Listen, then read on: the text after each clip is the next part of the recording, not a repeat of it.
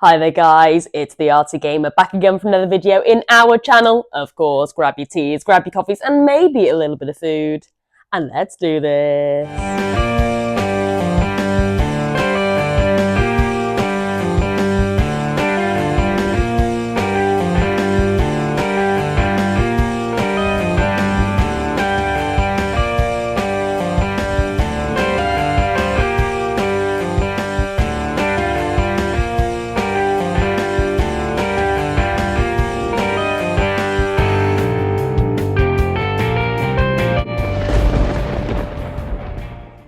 Right then guys, and you know how this works. Let's take a sip of black coffee before we begin today's show. Come on, join me as always.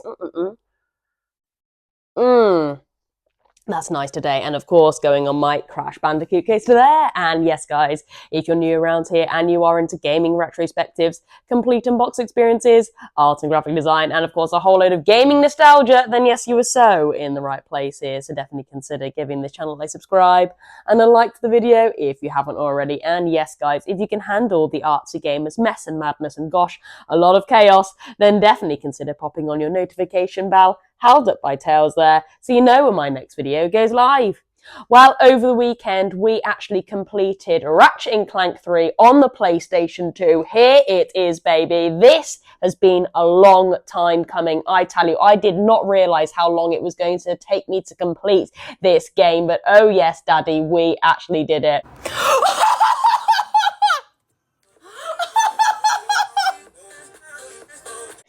I was over the moon as soon as that final boss just collapsed to the ground. And I thought, you know what, I have to take it over to my YouTube today just to discuss my overall thoughts of the game. And you know what?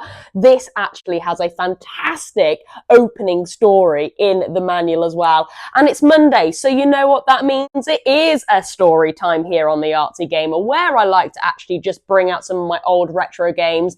A lot of them do have some really lovely story pieces right at the front of the manuals, and that's exactly what I like to do here on a Monday. Just take one of my games and read you a lovely bit from the manual itself. So I was like, well, let's tie this video, kill two birds with one stone today. Kill two birds with one stone today. And do a little bit of maybe a little bit of a review towards the end, and of course read this bad boy. So that's exactly what we're going to do today. We will take a little bit of a flick through the manual as well, like we often do. So we will go and get set up in the art studio, and we'll take a little bit of a flick through, look at the art, the graphic design and stuff like that. Not really stopping off too much, you know, where I would normally do a complete box and I'm stopping off at every page going, oh my god, this is amazing, or that's amazing, or that's going to inspire me. Oh, screenshot this. No, it'll just be a very quick flick through, and then yeah, we'll deep dive into this lovely piece that is right at the front. And then maybe when we come back over here, that's when I'll explain my kind of thoughts and feelings of this game. Now, you're probably thinking, why Ratchet 3?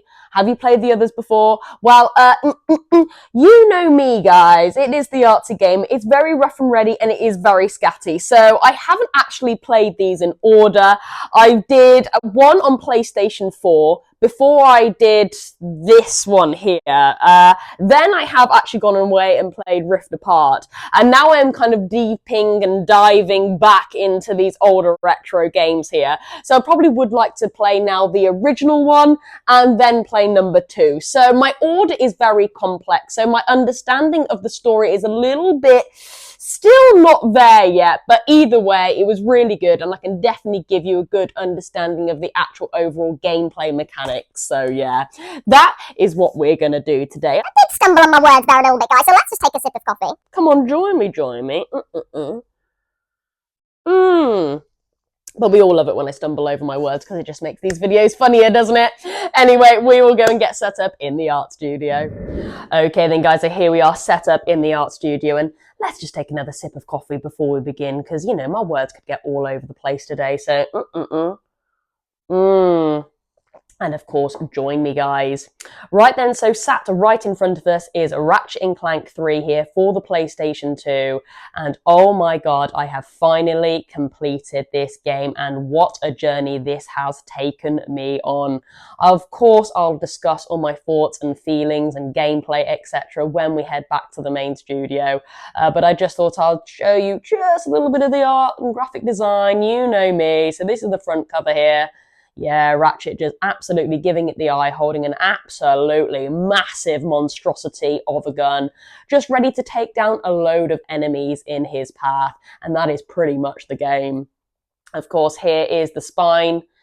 Yeah, we have the basically boring Arial font text, not taking any really awesome fonts at all there, just that basic one. And then, of course, this is the back.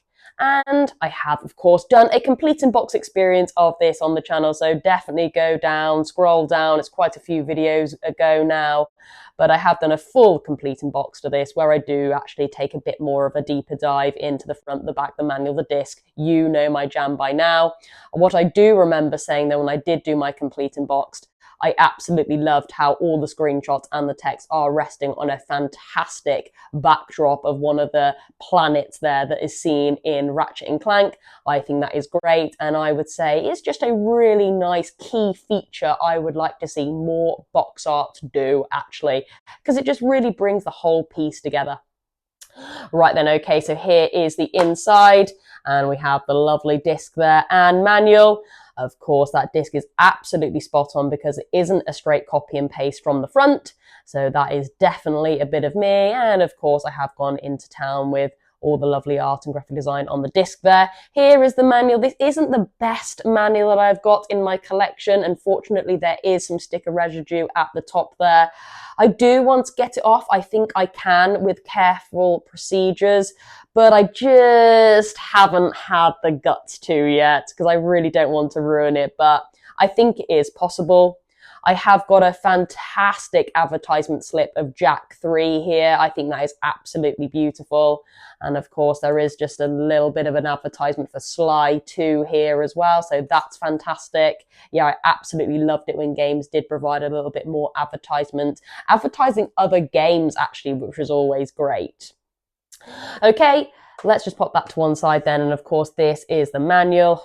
And I tell you what, it's a great one, full color. Definitely not the best manual I've seen out there, but it does stand up there with one of the best, I would say, because it is full color, lots of fantastic character models dotted throughout, and that's exactly what we want to see, isn't it?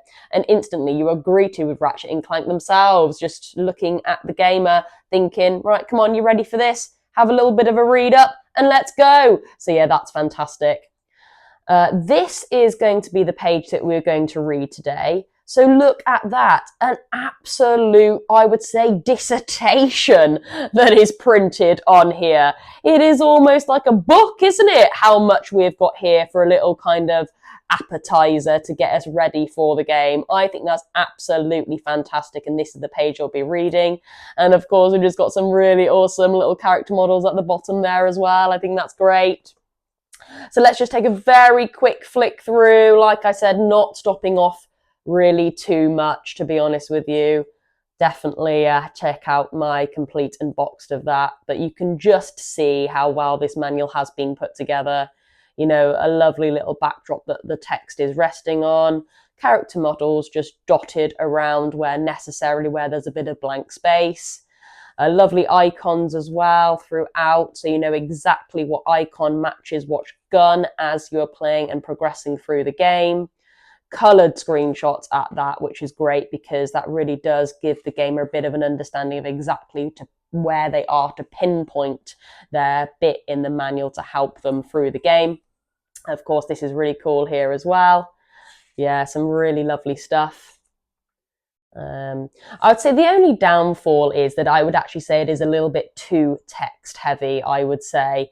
Nearly every page, it's literally just text from top to bottom, which I'm not like 100% happy with, but of course I am not complaining.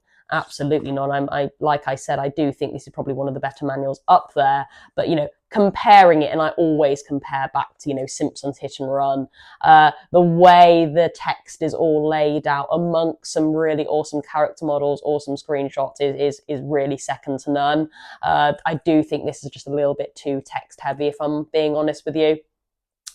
But anyway, we are here for story time, and this is the little abstract that I would love to read to you today. So of course, sit back, relax, little children, Cross your legs. Get ready for the school day. Or working day.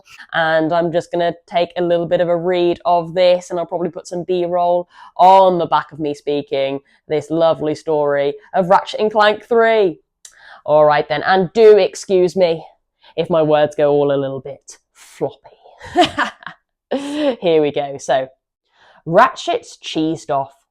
He's had it up to his arsenal with robots, sucking up all their glory, while he does the hero work and gets zilch credit. He's being treated like chopped asteroids, while Clank gets his Holostar treatment for his role in the silly Secret Agent Clank TV show. Even the president of the galaxy is acting like a star-struck photographer. Okay, here we go. Clank's a great guy, but come on, he spends most of his time as a backpack.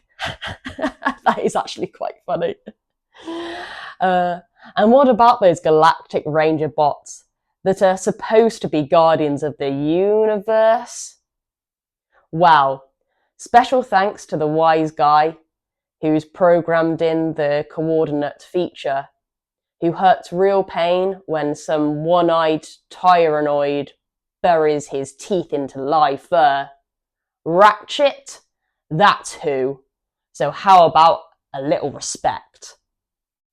On top of all the robot worship, there are some nasty rumours shooting around the galaxy, and don't sound too good for anybody with blood pumping through their veins. The word squishy is being used as an insult to describe living things. What? Being alive isn't cool anymore?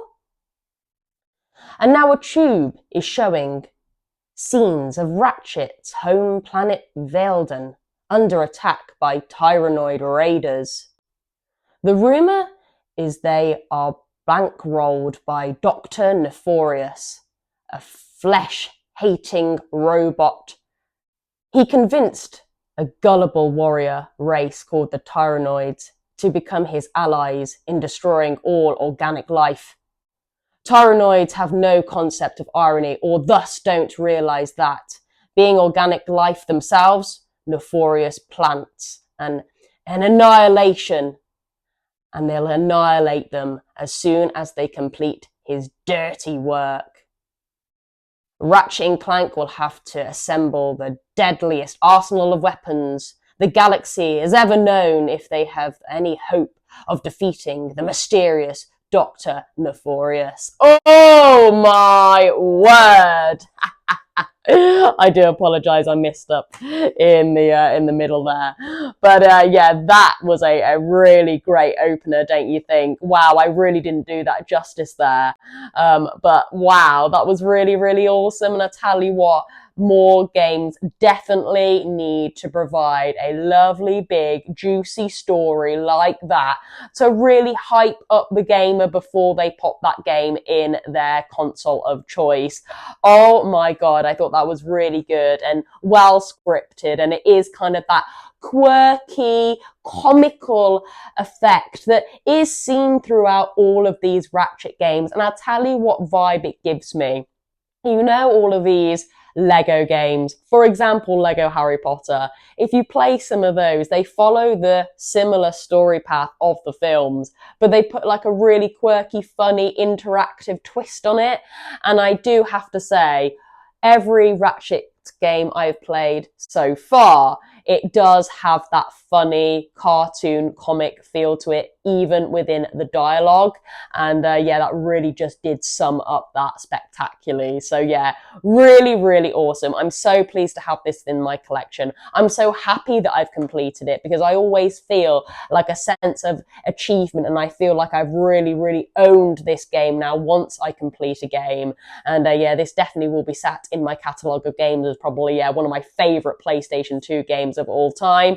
Like I said, I'm actually yet to play 1 and 2, so maybe one of those could overtake, but I do actually say this one definitely stands. I would actually say over that PlayStation 4 version and the new PlayStation 5 one, Rift Apart. I actually didn't think Rift Apart was too amazing, but yeah, there we go. Right then, let's wrap up my final thoughts back in the main studio. Alright then guys, well yes, that was today's story time, me reading through a lovely piece of Ratchet & Clank 3 here for the PlayStation 2. Oh, and guys, yeah, I really didn't do that justice. So if you probably want a better experience, guys, go away and buy the game and read it for yourself. Anyway, so yeah, just my overall thoughts then on this game. Is it worth buying? Is it worth tapping into if you've never played a Ratchet & Clank game before? So maybe let's start off with that. I know we have got quite a few people watching here that may have actually just picked up a PlayStation 5 and they are looking for games to play. Now, they may be thinking, oh, I haven't actually played any Ratchet & Clank games before. I've heard of it. I know it's a PlayStation franchise. And I would actually recommend going away and playing Rift Apart first, only because it gives you a bit of an understanding of the game, but also with those modern controls. Because as it stands, yeah, the one on PlayStation 2, I was very much having to faff around with those older school controls. I mean, the camera was going all over the place. I mean, I remember in the main boss, the final boss fight, oh my gosh, I was literally that far away from completing it. And then the camera just absolutely went haywire. And I really did struggle. And then sadly I died. And then I did have to repeat the sequence all the way from the start again. And I did find that to be a little bit of an issue throughout the game. But if you just want a little bit of a, I don't know, let's see what Ratchet & Clank is about, especially if you have got a PlayStation 5, then I would highly recommend that game. I would actually say it is up there with probably one of the best visually impressive games that the PlayStation 5 actually holds. It really does look like you are playing an animated movie, which is amazing. Of course, it hosts all of those haptic feedbacks on the DualSense controller. It really does make great use of that, actually. So I think it would really actually hype you up for Ratchet & Clank if you've never played before, if you want to go about it that order. Now, I'm not too sure how well the stories all tie together. I'm not actually that massively clued up, especially as I have played them kind of like here, there, and everywhere. Here, there, and everywhere. So if you did want to kind of follow a storyline and you are that kind of person, then yeah, I would recommend playing, 1, 2, 3, maybe then the one that comes out on PlayStation 4, and then, of course, the lovely Rift Apart. But after playing quite a few Ratchets, and again, in a little bit of a weird and roundabout way, I wouldn't actually say Ratchet Rift Apart, the newest one on PlayStation 5, is up there with being one of my favourites. I wasn't a massive fan of the whole kind of chopping and changing between different realms. One realm you kind of ratchet, and I don't want to do any spoilers as such, because I do know there are a few people on my channel that have subscribed to are actually just about to tap into some of these PlayStation releases. But it was just maybe more the gameplay mechanics of the toing and throwing between certain characters I wasn't a massive fan on. I would have just actually rather have just played Ratchet through the majority of the game. But either way, I think it is really, really great fun, and I would highly recommend playing that. And just tapping back onto my thoughts there again, that will then kind of set you up for a little bit of a, okay, this is the gameplay format. All right, then, I think I am now ready to take on one of these later editions. Or earlier, shall I say. And with that then comes a little bit more, okay, I kind of understand this now, and you can get a little bit more invested. Because they are hard. I'm not going to lie. this game, especially these older ones here on the PlayStation 2, these are challenging. These are not for the faint-hearted, and you will be on these games for a long time. And I'll tell you why. Because it takes a while to upgrade your guns. This is the whole idea of the game. You are swapping out between loads of really awesome, stupid weapons to try and take down your enemies to the best you can. But a lot of these guns have to go up a leveling system. And realistically, you're not going to be winning these kind of later worlds if you're kind of rocking like the first gun on the first level. You really need to be upgrading these guns and buying some as well, buying new ones, and the more expensive ones are actually like really cool and maybe a little bit better than maybe your modded kind of first gun that you had in the game.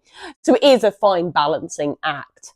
And that takes time. It really, really does. You have to go to arenas, you have to do these challenges, maybe just replay a few of the planets to just keep using that gun to get it to upgrade. Some upgrade longer than others as well. And it's a lengthy process to the point where I'm like, oh, I can't be bothered anymore. Or, oh, I've got to upgrade this gun so I can actually maybe put a little bit of a chunk into those enemies' life bars. But once you get it, once you get the gameplay and you get that understanding, then it is a sense of achievement. You're like, right, okay, yes, I've got this gun now to the highest level it can be. I am absolutely gonna smither and slap and smither and slap. Smither and slap and smither and slap. I maybe was tying in the words there. I'm going to smash this to smithereens. We will go with that. To the best of my ability. And yeah, I was doing that. I really was doing that once I had upgraded my weapons, and to the point where, yeah, I did actually take out that end boss. I never thought I would, but I did take the time, the long time, to upgrade those weapons, to take him out, and I actually completed the game, and I was so, so happy with myself.